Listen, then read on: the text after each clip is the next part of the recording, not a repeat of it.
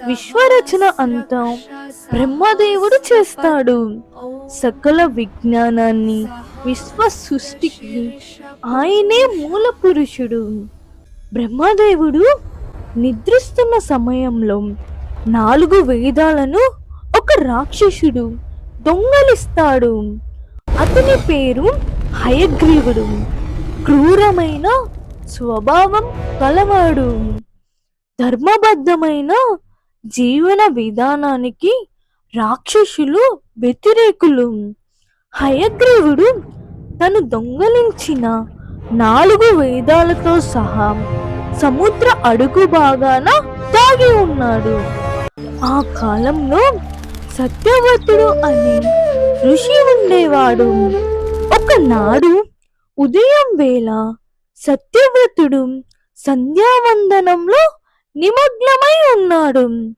కాలకృత్యాలను పూర్తి చేసుకొని సూర్య భగవానునికి దోసిళ్లతో నీళ్లను భక్తితో సమర్పించాడు. అంతలో ఒక చిన్న చేప నీటిలో నుంచి ఎగిరి ఆయన దోసిల్లో పడింది. సత్యవ్రతుడు వెంటనే దానిని నీటిలోనికి వదిలివేశాడు. అప్పుడు ఆ చిన్న చేప ఋషికి ఇలా మొరపెట్టుకుంది. ఓ దయామయుడా హో, ఈ నీటిలో పెద్ద పెద్ద చేపలు, తిమింగిలాలు, మొసళ్ళున్నాయి. అందులో ఓ పెద్ద చేప దాదాపు మింగేసింది. నేను తప్పించుకుని బయటకు దూకి మీ అరచేతుల్లో పడ్డాను. సత్యవ్రతుడు ఆ చేపను చూసి జాలిపడి దానిని తన కమండంలోనికి తీసుకున్నాడు. మరునాడు ఆ చేప పెరిగి పెద్దయింది. సత్యవ్రతుడికి అంతా అర్థమైంది.